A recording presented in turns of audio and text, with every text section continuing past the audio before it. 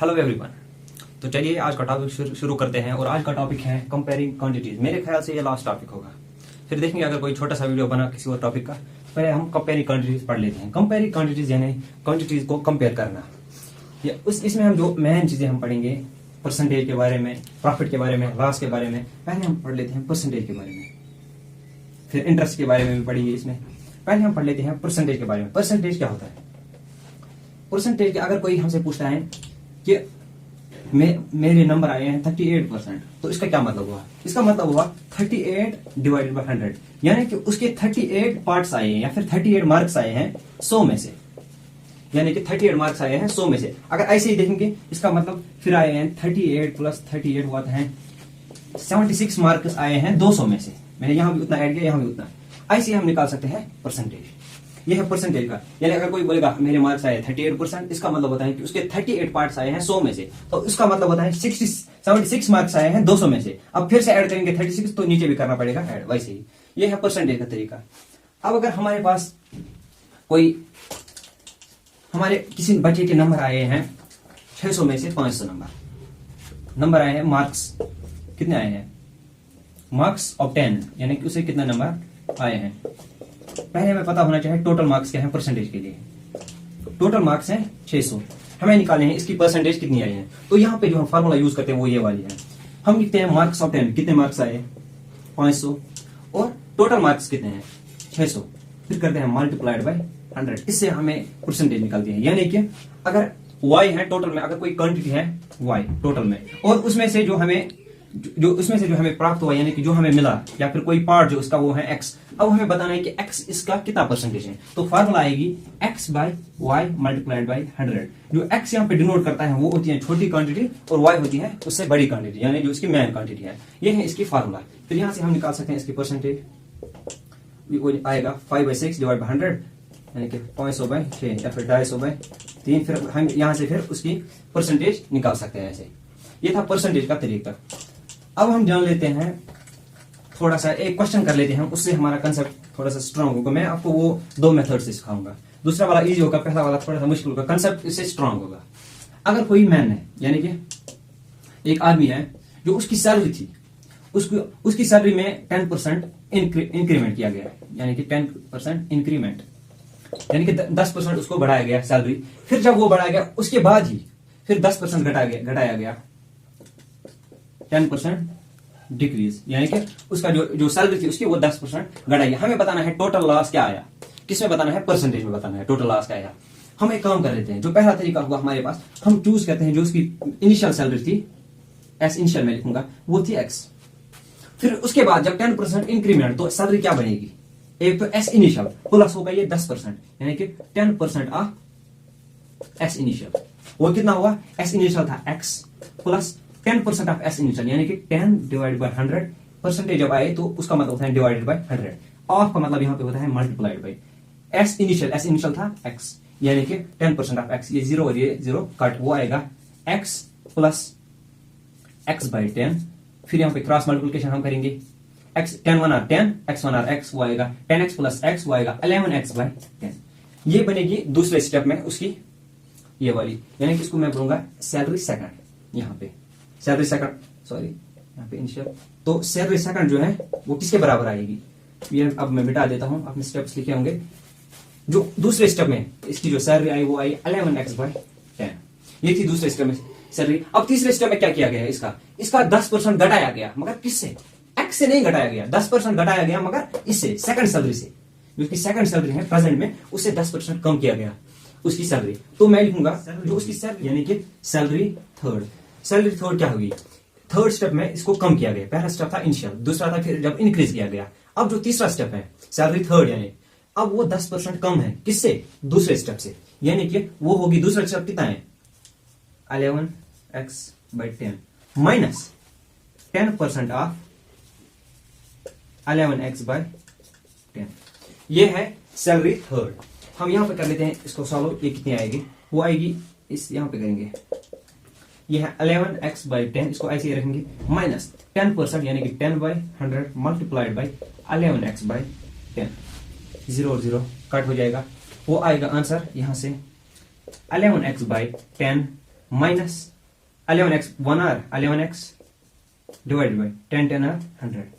यहाँ पे हम डिनोमिनेटर अब सेम करेंगे या फिर क्रॉस मल्टीप्लाई भी कर सकते हैं, इजी होगा डिनोमिनेटर सेम करना। ये 10 है, इसको भी 100 बनाएंगे, यानी कि मल्टीप्लाइड बाई 10 मल्टीप्लाइड बाई 10, ऊपर भी करेंगे नीचे भी, तो नीचे आएगा, फिर हम नीचे लिख सकते हैं 100 आएगा कॉमन जो डिनोमिनेटर आएगा। फिर 11x मल्टीप्लाइड बाई 10 वो आएगा 110x माइनस 11x। तो जो फाइनल आंसर आएगा हमारे पास वो आएगा 99x बाय 100। ये है सैलरी थर्ड हमारे पास।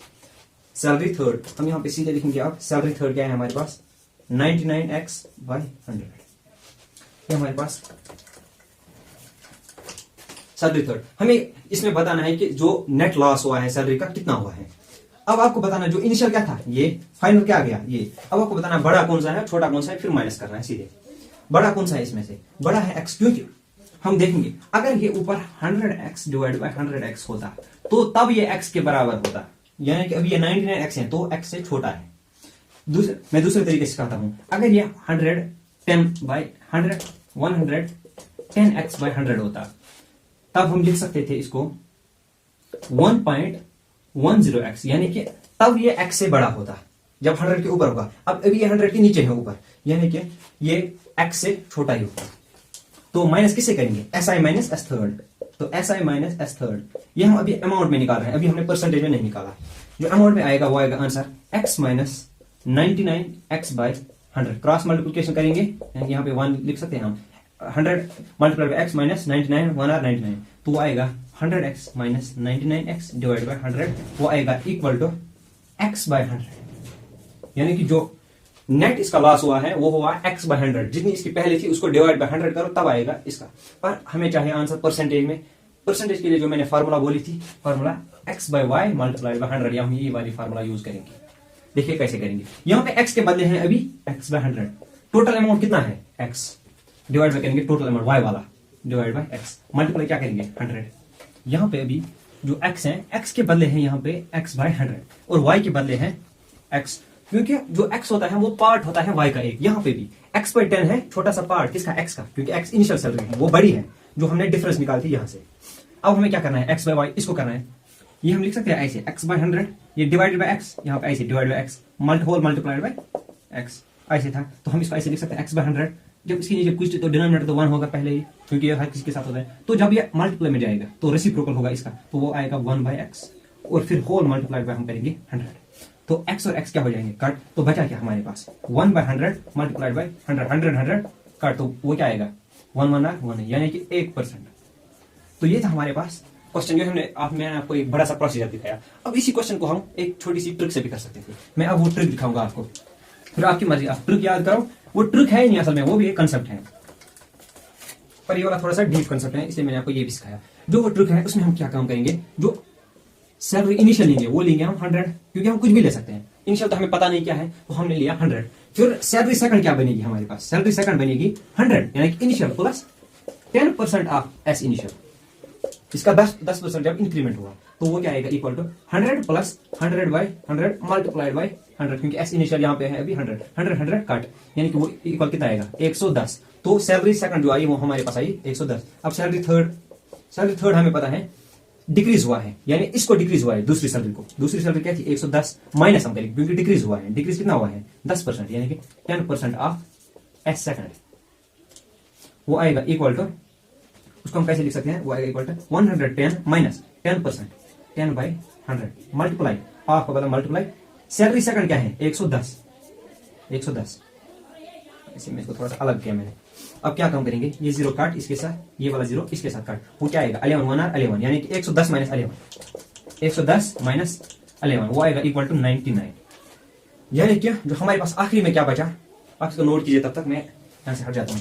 जो आखिरी में हमारे पास क्या बचा, सैलरी थर्ड आई हमारे पास 99, सैलरी सेकंड क्या आई थी हमारे पास 110। हमें सेकंड से भी कोई मतलब है ही नहीं, हमें निकालना है नेट कितना कम हुआ है, यहाँ पे कम कितना हुआ है, ये हमें सीधे दिख रहा है, पहले 100 था लास्ट में 99 आ गया, यानी कि 100 माइनस 99, तो एक आया है कम। हमें अब परसेंटेज में निकालना है यही, तो परसेंटेज में कितना आएगा 1। टोटल कितना था पहला इनिशियल, जैसे मैंने यहाँ मतलब x by y multiply by 100 ऐसे हम निकालते हैं परसेंटेज, ये होता है जो उसकी छोटी सी कंट्री, और ये होता है इनिशियल में कितना था, यहाँ पे इनिशियल में था 100, जैसे पहले था x इनिशियल में, यहाँ पे हमने लिया मल्टीप्लाई 100 और मल्टीप्लाई पे करेंगे ये वाला 100 फार्मूला वाला 100 काट वो आएगा इक्वल टू 1%। बस हो गया ये क्वेश्चन, ये हम ऐसे इजीली सॉल्व कर सकते हैं। अब हमारे पास आता है प्रॉफिट लॉस और यही कुछ। प्रॉफिट क्या होता है, प्रॉफिट क्या होता है वो मैं सिखाऊंगा आपको। पहले हम जान लेते हैं सीपी, एसपी, एमपी क्या होता है। ये एमपी नहीं है, ये वो वाला एमपी नहीं है जो पॉलिटिक्स में होता है। यहाँ पे कुछ और है। यहाँ पे सीपी का मतलब होता है कॉस्ट प्राइस, एसपी का सेलिंग प्राइस और एमपी का मार्केट प्राइस। कॉस्ट प्राइस हुआ जब कोई होलसेल वाला यानी कि कोई दुकानदार जो वो खुद लाता है, उसको खुद कितने पैसे में मिलती है वो चीज, वो कोई आर्टिकल हम लेंगे, उसको कहते हैं कॉस्ट प्राइस, मतलब उसको कितने पैसे में वो पड़ा। फिर सेलिंग प्राइस, वो कितने में बेचेगा उसको, वो आता है सेलिंग प्राइस। और फिर मार्केट प्राइस यानी कि उस पर कितना लिखा हुआ है प्रोडक्ट पे। पहले आप इन दो चीज पे ध्यान दो, कॉस्ट प्राइस, सेलिंग प्राइस। अगर किसी आदमी को कॉस्ट प्राइस उसने लाया 100 रुपए में, फिर उसने बेचा यानी कि सेलिंग प्राइस बेचा 110 में, तो उसे फायदा हुआ है कि घाटा, उसे फायदा हुआ है। उसी फायदे को हम कहते हैं प्रॉफिट या फिर गेन। अब अगर उसने 100 में लाया है 90 में बेचा तो उसे कितना घाटा हुआ, 10। तो उसी घाटे को हम कहते हैं यहां पे, तो उसी घाटे को हम कहते हैं यहां पे लॉस। तो प्रॉफिट और लॉस क्या है, प्रॉफिट और लॉस हमें जानना है कॉस्ट प्राइस और सेलिंग प्राइस से। तो इससे हमें क्या पता चला, अगर एसपी बड़ा है किससे, सीपी से, तो हमें मिला है प्रॉफिट, यानी कि हमें मिला है कम में और हमने बेचा है ज्यादा में, तो एसपी तो हमारे पास आएगा प्रॉफिट। पर अगर सीपी बड़ा है एसपी से तो हमें हुआ है घाटा, यानी कि तो हमारा हुआ है लॉस। बस ये था प्रॉफिट और लॉस के बारे में। अब हम जान लेते हैं थोड़ा सा एमपी कहां पे हमें यूज होता है, या फिर हम पढ़ लेते हैं फिर डिस्काउंट। मैं आपको बोलूंगा डिस्काउंट के बारे में हमें कैसे पता चलेगा। मान लीजिए किसी आर्टिकल की कीमत है 60 रुपीज और फिर दुकानदार ने बोला है इस पे 10% है डिस्काउंट। वो क्या होता है, यानी कि अगर हम ये 10% इससे कम करेंगे तो हमें उतने दाम में ही मिलेगा। वो मार्केट प्राइस है इतना जो उस पर लिखा होगा प्रोडक्ट पे, फिर उसने बोला 10% है डिस्काउंट, तो हमें कितने में मिलेगा, ये हमें मिलेगा, ये हम निकालेंगे। एक तो हमें 16 में मिलता है पर हमें कम कितना हुआ, 10%। माइनस करेंगे हम 10% आप किसका, 10% किसका, 16 रुपीज का। तो हम कहेंगे 16 माइनस 10/100 मल्टीप्लाइड बाई 16, ऐसे। तो वो आता है फिर 16 माइनस 1.6। तो हमें जो आर्टिकल मिलेगा वो मिलेगा हमें 14.4, यानी कि 14.4 रुपए में हमें मिलेगा वो आर्टिकल। असल में था 16 रुपए में। ये 10% का था डिस्काउंट। डिस्काउंट यानी कि हमें कितनी कम रेट में मिलेगा वो उस आर्टिकल को अगर हम खरीदेंगे तो हमें कितना फायदा होगा, वो परसेंटेज में पहले दिया होता है। अब हम थोड़ी सी फार्मूला जान लेते हैं ऐसे ही। प्रॉफिट निकालना तो हमें आ गया है। प्रॉफिट अगर हमें निकालना है तो करना क्या होगा, हमें अगर हमें प्रॉफिट निकालना है, मैं लिखूंगा यहाँ पे फार्मूला प्रॉफिट की। अगर हमें प्रॉफिट निकालना है, हमें पता है तब सेलिंग प्राइस बड़ा होना चाहिए, तो हम लिखेंगे SP, selling price minus CP. ये है प्रॉफिट की फार्मूला। अब अगर यहाँ इस साइड लिखेंगे लॉस की फार्मूला, लॉस क्या आएगा, तब सीपी बड़ा होगा तो सीपी माइनस एसपी। बस आपको ये रखना याद, आपको याद रखना सीपी क्या होता है, एसपी क्या होता है। ये है प्रॉफिट और लॉस के बारे में। अब अगर प्रॉफिट परसेंटेज निकालना पड़े, प्रॉफिट परसेंटेज, तो उसको कैसे करेंगे। बस ये हमें पता है इतना है एसपी माइनस सीपी, ये तो हमें पता इतना है प्रॉफिट। पर जो असल क्वांटिटी है, यानी कि पहले हमें कितने में मिला, ये सीपी में कॉस्ट प्राइस में मिला, तो डिवाइड करेंगे उससे, क्योंकि फार्मूला है x by y multiplied by 100। y होती है वो क्वांटिटी जो बड़ी वाली, पहली वाली क्वांटिटी जिससे आपको मिला, हमें मिला इसमें, मल्टीप्लाई बाय करेंगे 100। ये है प्रॉफिट परसेंटेज निकालना। प्रॉफिट निकालना आ गया, परसेंटेज खुद ही आ जाएगा क्योंकि परसेंटेज को तो एक ही फार्मूला है। अब लॉस, लॉस ऐसे ही लिखेंगे हम, लॉस परसेंटेज वो आएगी CP minus SP divided by CP. इसको भी सीपी करना है क्योंकि हमें पड़ा कितने में, सीपी में। यहाँ पे एसपी मत करना, बस सीपी रखना है दोनों जगह नीचे, मल्टीप्लाइड बाय करेंगे हम 100। ये 100 आएगा फिर होल को, ऐसे ऐसे ये होल को, इसको सॉल्व करके मल्टीप्लाई बाय करेंगे फिर 100। ये है प्रॉफिट परसेंटेज और लॉस परसेंटेज। आप इसको नोट कीजिए। अभी हम थोड़े से क्वेश्चन कर लेते हैं इसके ऊपर। अब अगर हमें क्वेश्चन एक मिला कि एक दुकानदार है, उसने 1600 रुपीज में कोई आर्टिकल लिया है, मैं मानूंगा बुक्स दी है, बुक्स, और उसने वो बेची है 1800 रुपीज में। 1800 रुपीज में, यानी कि ये इसका एसपी है, सीपी कितना था 1600, तो इसे क्या हुआ है फायदा। तो हमें बताओ find profit percentage. Profit percentage, हमें प्रॉफिट परसेंटेज निकालना है। मैं आपको ये दिखाऊंगा, फिर आपको लॉस का भी खुद ही आ जाएगा। प्रॉफिट परसेंटेज निकालते हैं, पहले प्रॉफिट निकालते हैं। प्रॉफिट कैसे निकालेंगे हम, एसपी माइनस सीपी। ये सीधे दिख रहा है, जब भी एसपी बड़ा होगा तो हमें पता है फायदा हुआ होगा। तो एसपी माइनस सीपी कितना आता है, 1800 माइनस 1600 इक्वल टू 200। अब परसेंटेज, ये SP minus CP divide by CP, ये कितना आया 200 डिवाइड बाई सीपी, ये परसेंटेज निकाल रहे हैं हम अभी इस स्टेप में।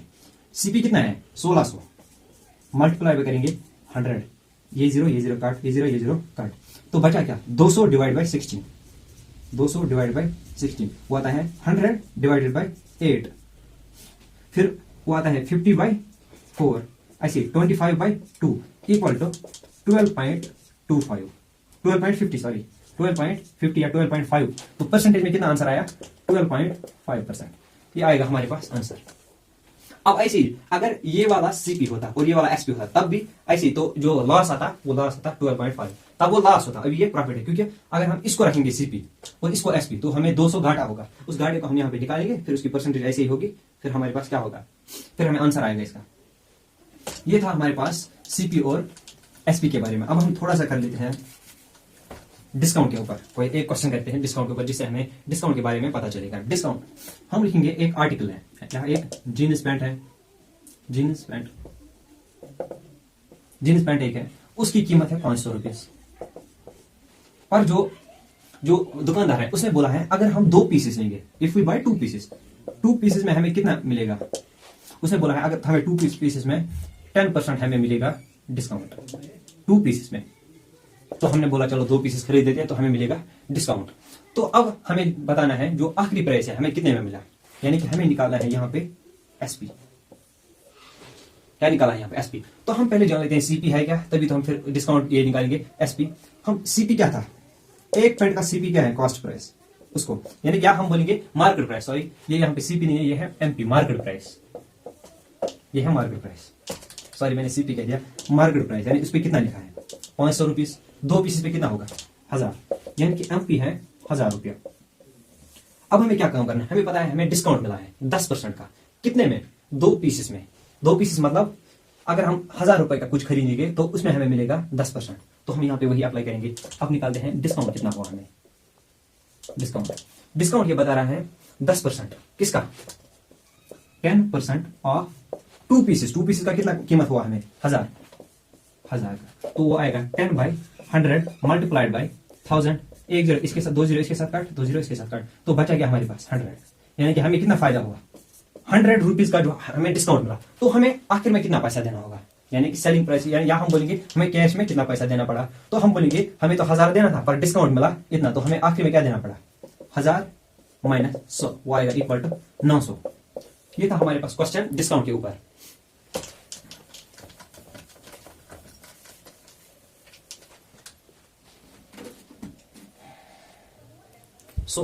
अब मैं शुरू करता हूं इंटरेस्ट के बारे में, बाकी लॉस प्रॉफिट इंटरेस्ट के बारे में हम पढ़ लेते हैं। इंटरेस्ट हमारे पास 2 है, एक तो सिंपल इंटरेस्ट और कंपाउंड इंटरेस्ट। सिंपल इंटरेस्ट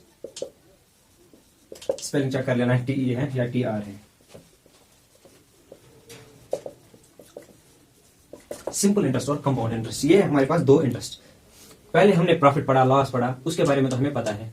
अब हमें सिंपल इंटरेस्ट पढ़ना और हम जान लेते हैं इन दोनों में फर्क क्या है। सिंपल इंटरेस्ट हम तब मानेंगे जो हम प्रिंसिपल रखेंगे, यानी कि मैंने बैंक में एक अमाउंट भरा एज ए प्रिंसिपल, जो मैंने पहले भरा वो अमाउंट रहता है। अगर मैंने रखा है 1 ईयर के लिए, 1 ईयर टाइम के लिए मैंने रखा है, तो जो प्रिंसिपल होगा 1 ईयर के लिए एक ही प्रिंसिपल होगा, जो इनिशियल प्रिंसिपल होगा। पर जो कंपाउंड इंटरेस्ट होता है इसमें प्रिंसिपल अगर मैंने 4 ईयर्स के लिए रखे हैं, 4 ईयर्स के लिए मैंने पैसे रखे हैं बैंक में, मैं बोलूंगा उसको जो मेरा जो पहला इनिशियल प्रिंसिपल होगा वो होगा खाली 2 ईयर्स के लिए, बाकी 2 ईयर्स के लिए जो प्रिंसिपल होगा, जो अमाउंट बनेगा मेरा 2 ईयर के बाद वही होगा एज ए प्रिंसिपल। मैं सिखाता हूं आपको अभी। चलिए पहले सिंपल इंटरेस्ट पढ़ लेते हैं अभी, या फिर धीरे धीरे समझ आ जाएगा खुद ही। सिंपल इंटरेस्ट या एसआई बोले हम, एसआई या सिंपल इंटरेस्ट।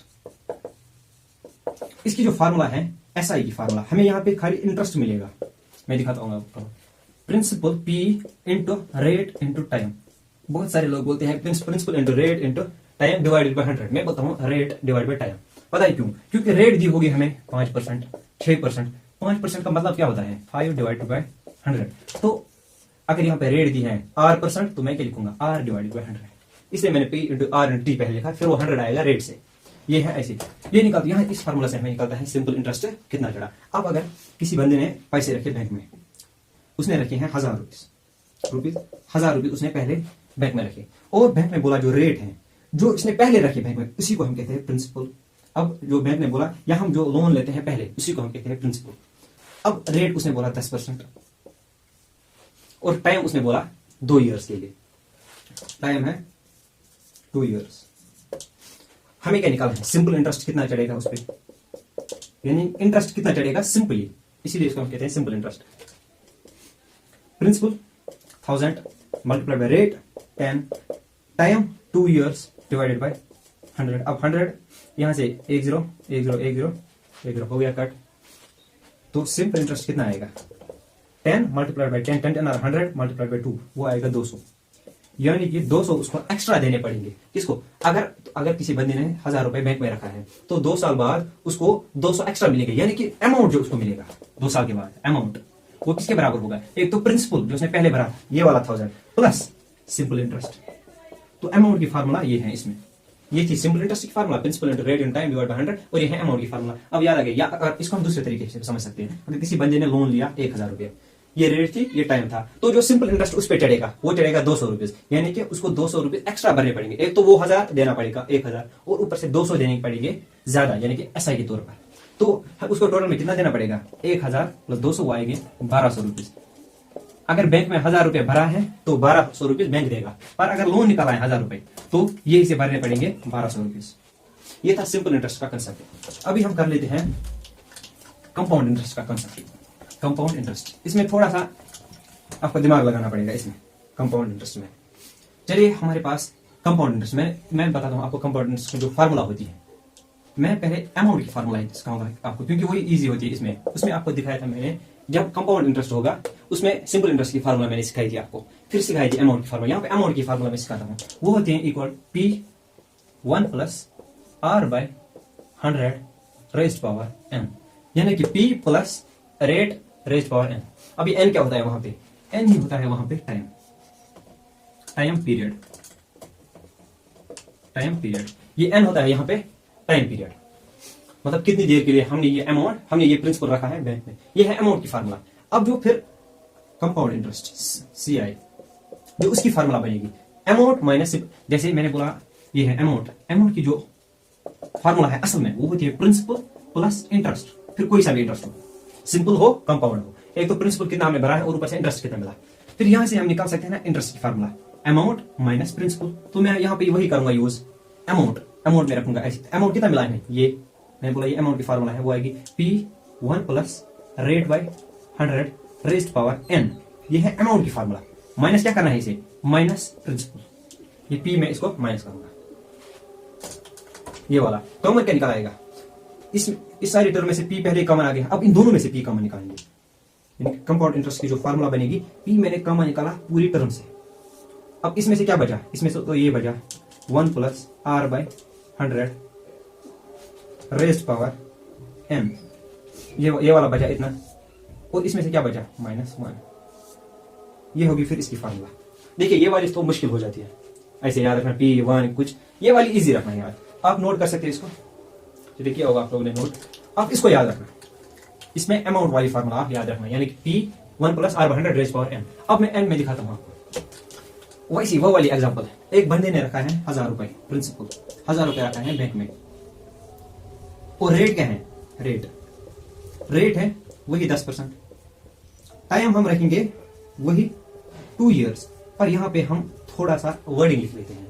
वो बोलेगा मैंने इतना प्रिंसिपल रखा है बैंक में 10% रेट पे, टाइम 2 ईयर्स, और किसके लिए, ये कंपाउंडेड एनुअली वो लिखेगा साथ में, यानी कि कंपाउंड इंटरेस्ट के तौर पे मैंने रखा है, और वो भी एनुअली, यानी कि 1 साल तक जो ये है प्रिंसिपल वो रहेगा इनिशियल प्रिंसिपल, फिर 1 साल के बाद जितना अमाउंट बना होगा वही बनेगा प्रिंसिपल। चलिए कर लेते हैं इस क्वेश्चन को।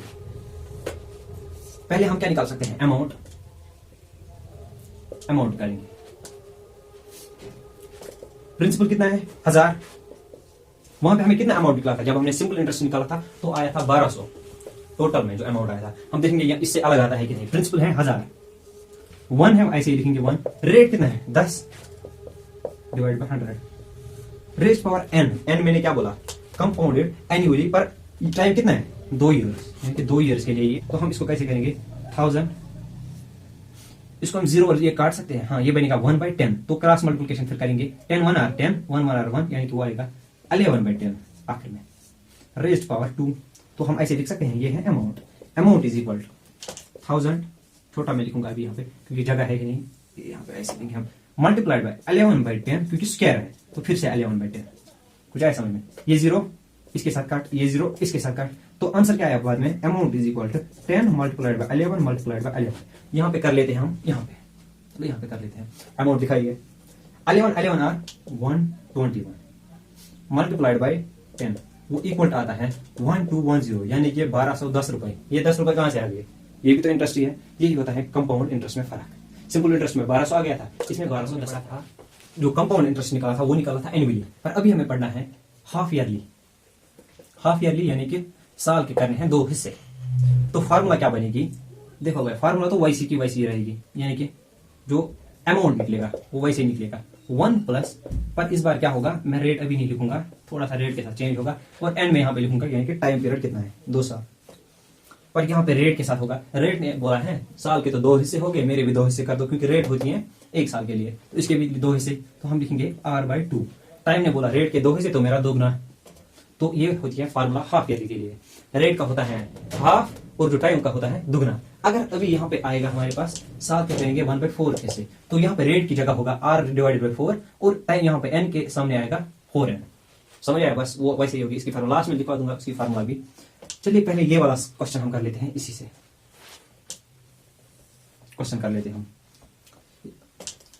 इस फार्मूला तो आपको आ गई, अभी पता है हमें हाफ ईयरली के लिए निकालना है। फार्मूला यहाँ पे लिख देते हैं छोटी सी, p is equal to 1 plus r/2/100 raised power 2, यानी हमारे पास फार्मूला। प्रिंसिपल कितना है 1000, 1 प्लस रेट 10 है तो 5 बनेगी 5/100 रेज़्ड पावर 2, और n कितना है 2 साल मल्टीप्लाइड बाय 2, तो जो आंसर आएगा वो आएगा 1000 मल्टीप्लाइड बाय।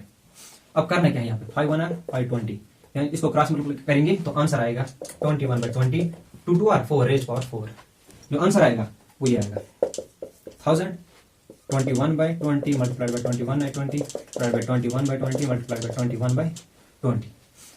तो चलिए 0 3 कट 0 3 कट, आंसर क्या आ गया हमारे पास, आखिर में बचा 21 को 4 बार डिवाइडेड बाय, यहाँ से 2 2 2 20, यानी कि 2 multiplied by 2 multiplied by 2 multiplied by 20, ये सारा हमारे पास बच गया। तो चलिए ऊपर वाले को करते हैं, हम करेंगे 20 इन दो को, फिर करेंगे इन दो को मल्टीप्लाई, फिर जो आंसर आएगा उन दोनों का मल्टीप्लाई करेंगे। चलिए इसका निकालते हैं 21 स्क्वायर का, यानी कि 21 मल्टीप्लाइड बाय 21 1 1 1 1 2 2 2 1 2 2 2 4, यानी कि 4 4 1 आया। इसका भी आएगा 4 4 1, तो इन दोनों का फिर मल्टीप्लाई करेंगे तो आएगी न्यूमरेटर वाली टर्म, तो 1 1 1 1 4 4 1 4 4 मल्टीप्लाई 4 से करेंगे 4 1 4 4 4 16 1 चलेगा ऊपर कैरी, सॉरी 4 1 4 4 4 16 ऊपर 4 4 8 16 तो 1 17, इसके नीचे आएंगे अब 2 0, ये थोड़ा सा यहाँ पे टेढ़ा हो गया। चलिए चलो यहाँ पे कर लेते हैं, ये 4 4 1 मल्टीप्लाइड बाय 4 4 1, ऊपर आया था 4 4 1, नीचे फिर 4 6 1 7, ये भी 4 से है तो ये भी वही आएगा ऐसे ही, इसको बता देते हैं 8 14 7 7 7 14 7 2 9 ये आई हमारे पास न्यूमरेटर की टर्म। तो हम इसको यहाँ पे ऐसे लिखेंगे, तो जो टर्म आएगी न्यूमरेटर पे 194481 divided by 2 2 r 4 4 2 r 8 8 2 r 60, यानी कि 160 से करना है डिवाइड किसको, इसको। अभी हम अप्रॉक्सीमेट आंसर निकालना है हमें, तो हम करेंगे सीधे डिवाइड 194481 किससे करेंगे डिवाइड 160 से, 160 से डिवाइड करेंगे 160 एक आर वो आएगा 160 4 9 6 3, तो ये 4, यहाँ से 160 2 आर, अगर 3 से करेंगे तो वो बड़ा आएगा 160 2, यानी कि 160 मल्टीप्लाइड बाय 2 2 6 आर 12 2 1 2 और 3, यानी कि 320। तो बचा हमारे पास 24, यहाँ से आया 8। अगर 2 से करेंगे बड़ा हो जाएगा तो 1 से ही करेंगे, आएगा 160, 8 आया नीचे। फिर यहाँ से ये इसको कैरी है तक 14 में से 88 बच गए, फिर ऊपर आएगा 1। अब फिर से मल्टीप्लाई करेंगे हम 160 को 4 से, 400, 4 6 24, 2 कैरी 414, 620 आ रहा है, तो छोटा हो रहा है। 160 मल्टीप्लाई बाई 5, 5 6 30, 5 1 5, 5 3 8, 800 आ रहा है, यानी कि 5 से करेंगे मल्टीप्लाई। ये आ रहा है हमारे पास 1215, नीचे आ रहा है 800, यानी कि 881 में से 800 करने हैं माइनस, तो बचा 81। 81 को नहीं कर सकते तो पॉइंट चढ़ेगा ऊपर, नीचे आएगा 0। फिर से करेंगे 5 से आएगा 800, फिर बचा हमारे पास 10, तो पॉइंट चढ़ेगा ऊपर तो 0 आएगा, यानी कि अप्रॉक्सीमेट वैल्यू हमारे पास आई है। जो कंपाउंड इंटरेस्ट की हमारी वैल्यू आई वो आई 15.5। देखिए अभी जब हमने निकाला था कंपाउंड इंटरेस्ट एनुअली तो ये आया था, जब हाफ ईयरली निकाला तो ये आया। क्यों? क्योंकि 6 महीने बाद ही जो अमाउंट बना था वो प्रिंसिपल में कन्वर्ट हो गया, जिसकी वजह से इंटरेस्ट बढ़ गया, इसीलिए ये वाला है हमारे पास इंटरेस्ट। अब मैं आपको फार्मूला लिखवा देता हूं जब 1/4 होगा टाइम उसके लिए, और उसी के साथ आज का लेक्चर हम खत्म करेंगे यहाँ पे। चलिए फार्मूला लिखते हैं। P 1 plus R/4/100 raised power 4n, ये है फार्मूला उसके लिए। इसकी फार्मूला तो मैंने आपको लिखवाई थी। चलिए यही पे हम आज का लेक्चर हम स्टॉप कर देते हैं। मेरे ख्याल से ये लास्ट लेक्चर होगा इस सीरीज का, क्योंकि जो चैप्टर रहते हैं वो एक रहता है रेशियो एंड प्रोपोर्शन, वो हर किसी को आता है, वो इजी है।